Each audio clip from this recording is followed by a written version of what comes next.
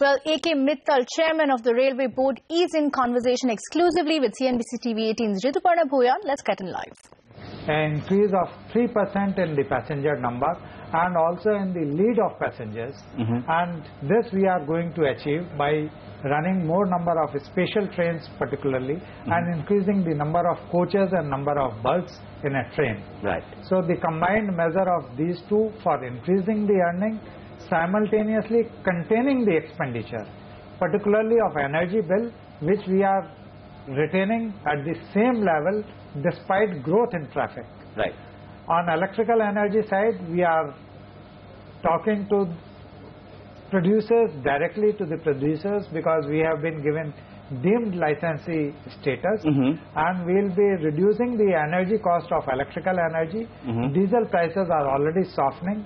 On staff costs also, we are taking certain measures so as to reduce the costs. All these measures combined have resulted in an improved operating ratio of 88.5. Talking about freight rates, sir, in the past 8 months, this is the second freight rate hike that we have seen. Can you explain to us the rationale behind this increase, given the fact that it was not announced in this budget speech, but it was there in the explanatory memorandum? So what was the rationale, and do we, going forward, see more of such freight rate hikes to take care of your expenses? It is really not a freight rate hike. It is basically a combination of three factors. It is reclassifying the commodity, reclassification of the rate, as well as slab rates. The combined effect of this will result in some minor hike in some of the commodities, but it will also result in reduction of rates in some of the commodities. So it is not a straight freight hike, but some rationalization of freight. For example, we saw a 10% increase in urea, given the lead length that particular segment demands. It's coming to around 10%. So net, will the increase in freight rate impact be that much? That may be the highest increase that you are looking for. What we have selected the commodities, number one, the common man is not affected. We are expecting to achieve only around 4,000 crores out of total freight earning of more than 1.2 lakh crores. So on average it may work out to be even less than 3%, which cannot be said to be really a substantial freight hike. In fact, this type of a rationalization we keep doing during the course of the year from time to time. So there was absolutely no specific necessity of mentioning this. So going forward, if needed, will you carry one more freight rate hike? If needed. You see, we are after all in a business where we have to make a balance between the input costs and output costs. If input costs go high, we definitely go in for the freight or fare hike so as to have a balance and so as to serve to our best capabilities to the people of India. Now let's talk about the budget speech itself.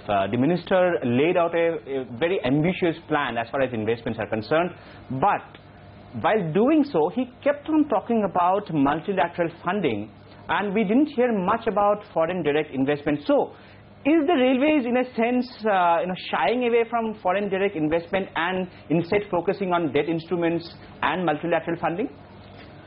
Let me clarify. This is a path-breaking budget where not only we have given the plan program for 1 year, we have also laid down a roadmap for 5 years.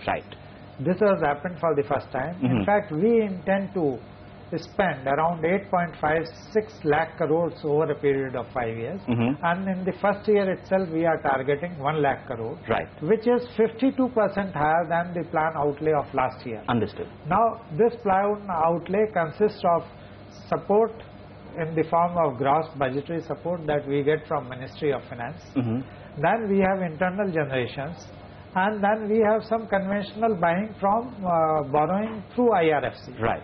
This time we are also going for some institutional financing, which our Honorable MR had mentioned in his speech, referring to multilateral funding and all that. Right. Not that we are not looking for FDI or PPP.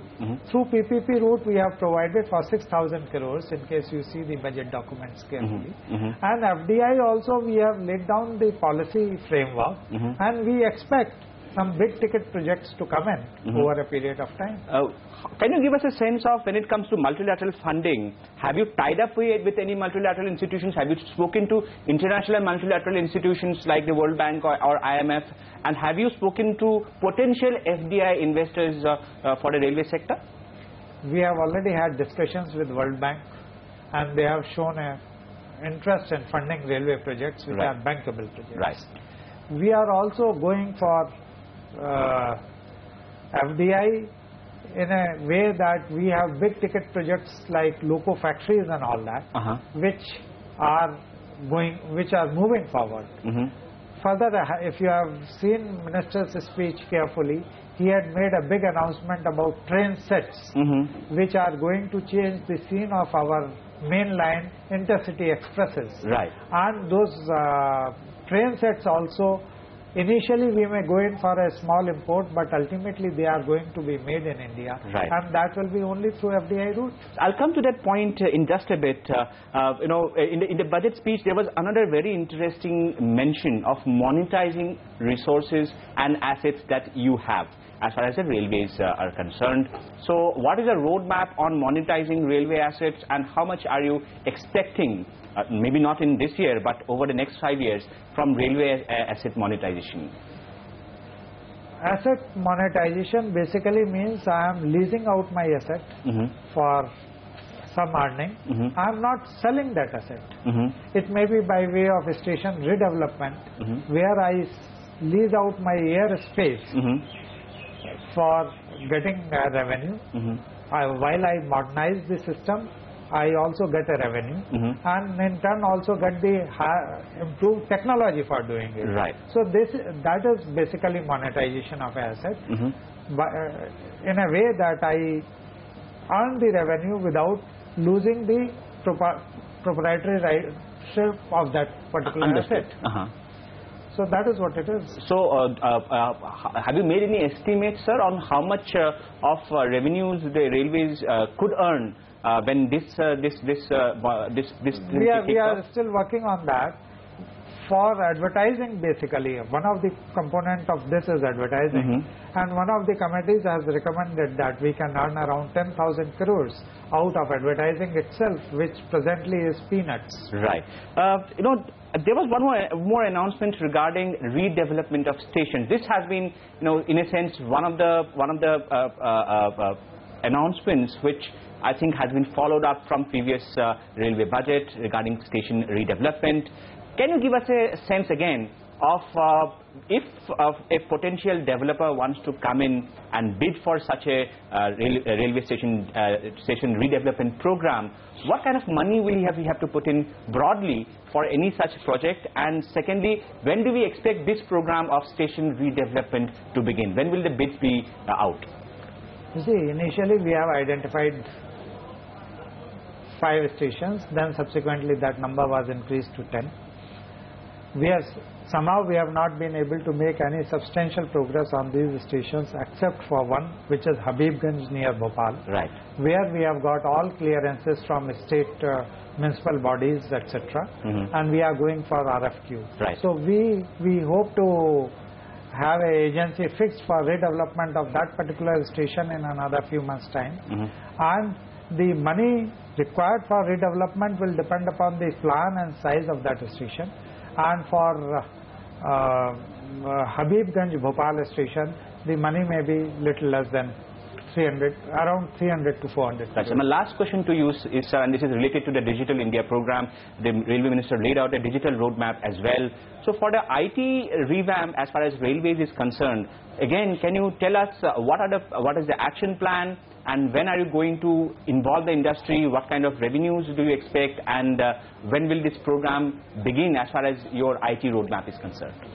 You see, on Digital India, we are already on a very social networking sites, and we are communicating with our stakeholders.